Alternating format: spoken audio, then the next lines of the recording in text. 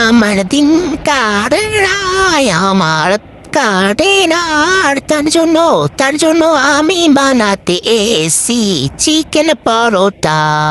তো গাইস আমি আজকে চলে এসেছি চিকেন পরোটা বানাতে। তার আগে তোমাদের বলে রাখি আমার বহু জন্মকার ভিডিও দেওয়া হয় না, তার কারণ হলো গাইস আমার একটুখানি হোগা বাসাইয়া একটু প্রবলেম ছিল, মানে বাড়িতে প্রবলেম ছিল, ব্যাস আমার জীবনে হলো হোগা মারা গেছিল।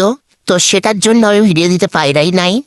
তো আজকে আমি ওই জন্য আবার এতদিন পরে ভিডিও নিয়ে চলে এসেছি। একটুখানি সাপোর্ট করো, লাইক করো, একটু চুমু দিও। তো যাই হোক, এবার থেকে গাইস রেগুলার ভিডিও আসবে, একদিনও মিস হবে না, এটা প্রমিস করছি আমি। ভিডিওগুলো ভালো লাগলে অবশ্যই লাইক, শেয়ার, কমেন্ট, সাবস্ক্রাইব যা যা আছে বাকি সব করে দিও, ঠিক আছে? তো চলো আজকে আমি বানাবো চিকেন পরোটা, যেটা তোমরাও ট্রাই করতে পারো বাড়িতে। এখানে দেখো আমি মশলার মধ্যে একদম ভালো করে কষিয়ে চিকেনটাও দিয়ে দিলাম। দেন তারপরে ভালো করে এই পুরটা রেডি করে যখন রেডি হয়ে যাবে গাইস, তখন এরকম একটা সিদ্ধ আলু দিয়ে দেবে, ঠিক আছে?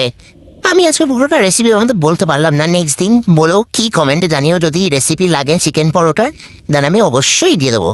ম্যান তারপরে মানে ময়দা যে মাখা ছিল, দেখো গাইজ আমার কথাও এলোমেলো হয়ে যাচ্ছে।